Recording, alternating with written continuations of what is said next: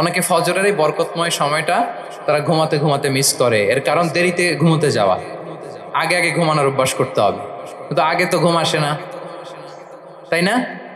এই যে ডিভাইস আমাদেরকে ঘুমাতে দেয় না, আমাদের শান্তির ঘুম কেড়ে নিছে এই ডিভাইস। এই ডিভাইস অ্যাডিকশন, স্ক্রিন আসক্তি, এই স্ক্রিন আসক্তি আমাদের শান্তির ঘুমকে কি করেছে? কেড়ে নিয়েছে। আল্লাহ তাআলা রাতকে বানিয়েছেন ঘুমের জন্য। ওয়াজআলনা লাইলা লিবাসা, লিবাস মানে আবরণ। আমি রাতকে বানিয়েছি পোশাকের মতো আবরণ করে, যে আবরণ রাত্রিবেলা নিঝুম নিঝুম নিস্তব্ধ অন্ধকার দিয়ে ছেয়ে দেয়, ফলে মেলাটিন নামে একটা হরমোন নিঃসরিত হয়, আমাদের ঘুম ঘুম ভাব আসে। ঘুমের জন্য আল্লাহ তৈরি করেছেন রাতকে। এরপরে আল্লাহ তাআলা বললেন ওয়াজআলনা নাহারা মাআশা, আর দিনকে বানিয়েছি আমি প্রাণ চঞ্চল করে। দিনে আমরা কাজ করব, তাহলে রাতে আগে আগে ঘুম, আর দিনের বেলা আল্লাহ তাআলা আমাদেরকে কাজ করার জন্য সৃষ্টি করেছেন। কিন্তু এই সাইকেলটাকে আমরা ঘুরাই ফেলছি। রাতে যত দেরি করে আপনি ঘুমাবেন, সকালে ঠিক তত দেরি করে আমাকে উঠতে হয়, ঠিক কিনা বলেন? তাহলে ফজরের পর বকুর পিরিয়ড অফ টাইমটাকে কাজে লাগাতে হলে রাতে আমাদেরকে আগে ঘুমাতে যেতে হবে। রাতে কি করতে হবে? আগে ঘুমোতে যেতে হবে। তাহলে এক নম্বরে কি বললাম? কনসেপ্ট অফ হালাল এন্ড হারাম। 2 নম্বরে বললাম প্রোডাক্টিভিটি। ইসলামিক লাইফস্টাইল হচ্ছে একটা প্রোডাক্টিভ লাইফস্টাইল। এটা মেনটেন করতে হলে প্রোডাক্টিভিটির অনেক কথা। একটা কথা হচ্ছে সকাল সকাল আপনার দিন শুরু করুন। কি পারা যাবে তো ইনশাআল্লাহ? সবাই একসাথে পড়ে ইনশাআল্লাহ।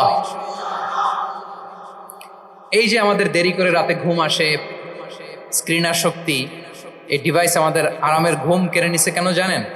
এর কারণ হচ্ছে আল্লাহর দেয়া যে ফিতরাত, এই ফিতরাতকে আমরা উল্টে দিয়েছি।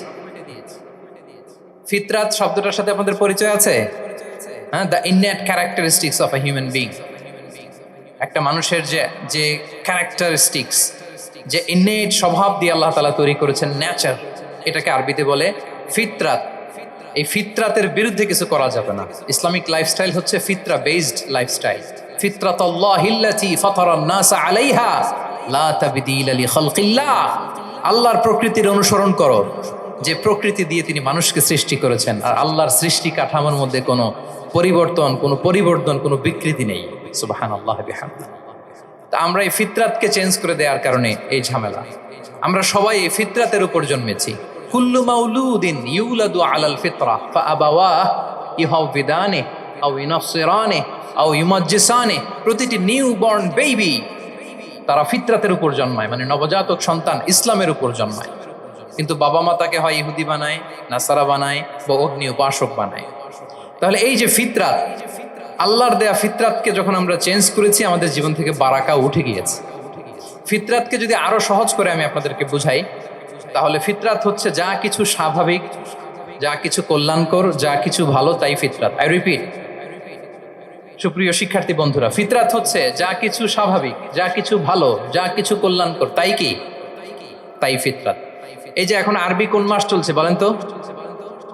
রজব। এই রজব মাসের 26 তারিখ দিবাগত রাত্রে আল্লাহ রাসূল সাল্লাল্লাহু আলাইহি ওয়াসাল্লাম ঊর্ধ্ব জগতের একটা ভিজিটে গিয়েছিলেন। আমরা জানি না সবাই? হ্যাঁ, ইসরা মেরাজের কথা আমরা জানি। সো এই মেরাজ রজনীতে আল্লাহ রাসূল সাল্লাল্লাহু আলাইহি ওয়া আলিহি ওয়াসাল্লাম ফিতরাত মানে what is the essence of ফিতরা, এটা বোঝানোর জন্য হাদিসটা আমি শেয়ার করছি। মেরাজে যখন গেলেন, জিবরিল আলাইহিস সালাম ওনাকে 2টা পেয়ালা দিলেন। তিনি বললেন উচিচু বি ইনাআইন, আমাকে 2টি পেয়ালা দেয়া হলো। ফি আহাদিহিমা লাবান ওয়া ফিল আখারি খামর। এক পেয়ালায় ছিল দুধ, আরেক পেয়ালায় ছিল মদ।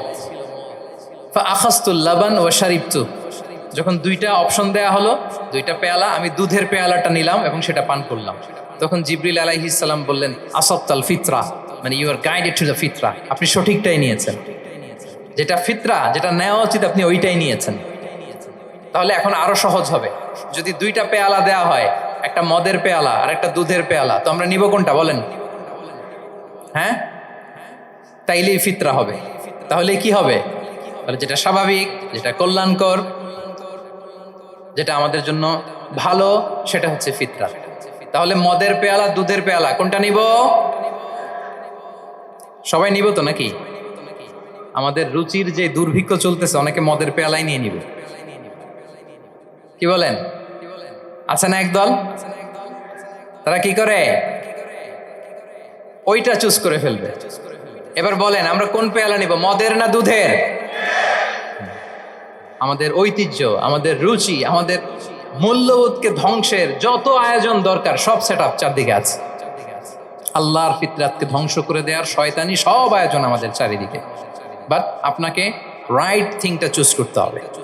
তাহলে রাসূল সাল্লাল্লাহু আলাইহি ওয়াসাল্লামকে দুধ দেয়া হলো, মদ দেয়া হলো, তিনি নিলেন দুধের পেয়ালা। তাহলে এটা হচ্ছে ফিতরাত। এটা কি ফিতরাত? এভাবে সব কিছু চেঞ্জ করে দেওয়া হয়েছে।